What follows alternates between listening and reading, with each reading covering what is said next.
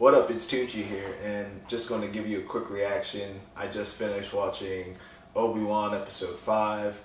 I'm pretty much going to be reacting to everything up to this point, and I hope I don't get into rant territory just because of my feelings about Disney and Star Wars, but yeah. So this episode, in my opinion, is better than the last episode and a few of the episodes before, but it still has some issues. I still have issues with it, to be honest.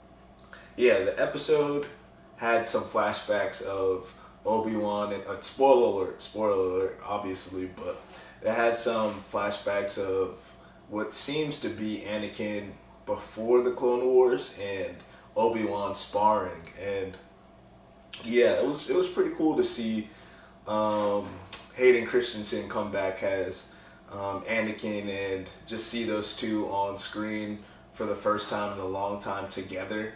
And I will say that the de-aging CGI that they did on Hayden was pretty bad. He really looked like a 40-year-old dude. It was pretty funny to look at, but yeah. Honestly, F Obi-Wan. Like during that flashback, it's so clear to see why Anakin is just not feeling or just hates the Jedi at this point, because him and Obi-Wan are literally proceeding in a duel, and during the duel, Obi-Wan starts chastising him about wanting to win too bad, and then like Obi-Wan clearly loses the duel, but then has to end it with him having like the upper hand, even though he clearly lost the duel. And it's just, to me, it read like sour grapes. Like, oh, when you're getting he's getting his freaking, like, he's getting rocked. Clearly Anakin is better than him, and he's like, oh, you have to watch how you always want to win or something. Like, bro, come on, you're sparring. Of course he's going to want to win. You want to win too, or you wouldn't have stopped the duel right when you got the upper hand. It's pretty much a joke, but yeah. My main issues with this episode really come from, I guess, the Stormtroopers just being completely... At this point, Stormtroopers are just for plot. Like, they don't really have any real purpose. These guys are a joke. You have this resistance, or whatever these guys call themselves, trapped in a narrow corridor, and you have a bunch of Stormtroopers shooting literally like fish in a barrel directly at them, and for some reason they didn't just massacre them. It's completely ridiculous when you watch the actual scene. The Stormtroopers just, it's like they're allergic to actually hitting people. It's insane. But yeah, you have Reva, I think that's her name, or I forget, third sister, who we find out is the Padawan, or the youngling from the first opening scene of Obi-Wan. She's the black youngling, and somehow she had escaped when Anakin killed all the younglings. And we find that out when she's talking to Obi-Wan, and Obi-Wan realizes that she's not really trying to capture Obi-Wan. She's really trying to attack Anakin, because she knows Anakin is Darth Vader. And that in itself just opens up so many plot holes for the whole continuity of Star Wars. Like, the fact that she knows that's Anakin, and the fact that, I guess, Darth Vader knew that she knew that he was Anakin is just, it's just kind of ridiculous, to be honest. It just opens up so many plot holes, in my personal opinion, and I don't think they really thought that through when they decided this was the route they wanted to go to.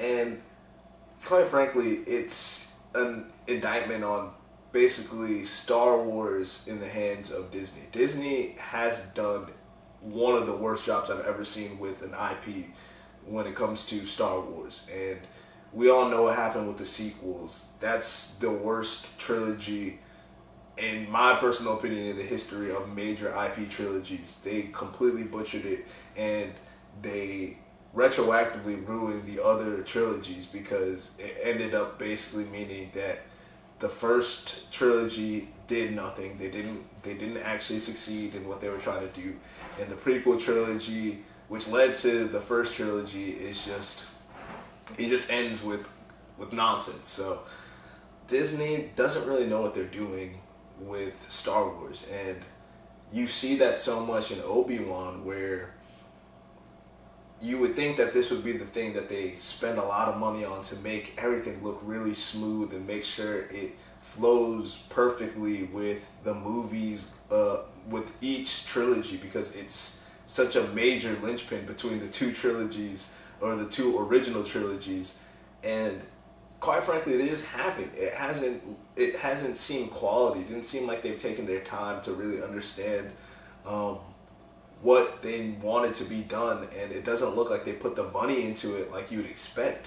The show looks like it's been slapped together, and I don't want to just rail on it, because I mean, Star Wars has been getting railed on for the last probably like 5 years, because everything they've been putting out, other than like The Mandalorian, has been pretty subpar. But when you have a character like Obi-Wan, you would think they'd take such care of it, and they just haven't. And in this episode, when you hear that Reva, or Third Sister, knows that Anakin is Darth Vader and it's been her whole plan, it just opens up so many holes. And another thing, I don't understand Darth Vader's reasoning for letting her live, especially the second time, because they have their whole fight and he pretty much just outclasses Third Sister, and he stabs her, but he just lets her live.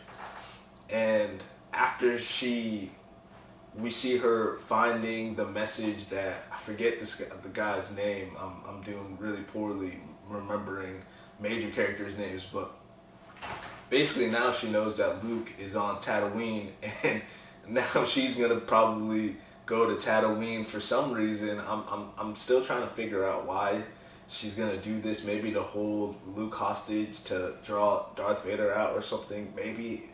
Doesn't really make too much sense to me, but that scene in itself was just so ridiculous to me, because the guy, Leia's adopted father, just completely outs Luke's identity, essentially.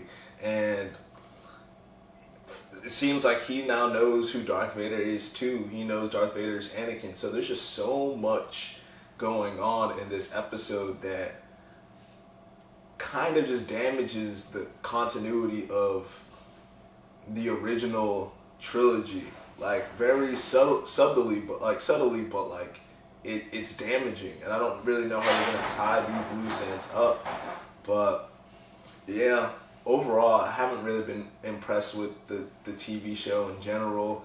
I think that it was mismanaged once again. Hopefully this next episode does better with some of these loose ends, and I'm hoping there's going to be another Darth Vader Obi-Wan fight, because the first one was really lackluster to me. I didn't think it looked good at all.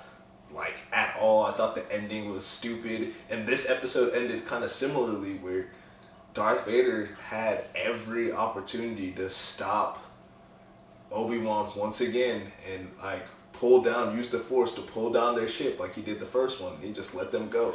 And it's like in the first episode, or what was it, the fourth episode or the third episode, when Obi-Wan and Darth Vader had their first fight, he just let the droid pick Obi-Wan up and walk away, and it just didn't make sense to me. It's like, he's right there. This is the guy you want to fight, and you're just letting him go. But yeah, it just keeps on happening like that, where it just seems very conveniently that he's just letting him go. But hopefully this next episode ties up all these loose ends, puts a nice bow on it, and hopefully going forward, Disney just treats Star Wars a little bit better and does right by the fans, does right by the IP, does right by George Lucas. But I don't have too much faith in them at this point, because you would think with Obi-Wan they would really, really put money and effort into it, and it just doesn't look like it. Well, if you like this, like, subscribe. I'll be talking about a bunch of different things, but yeah, that's mainly it. All right, bye.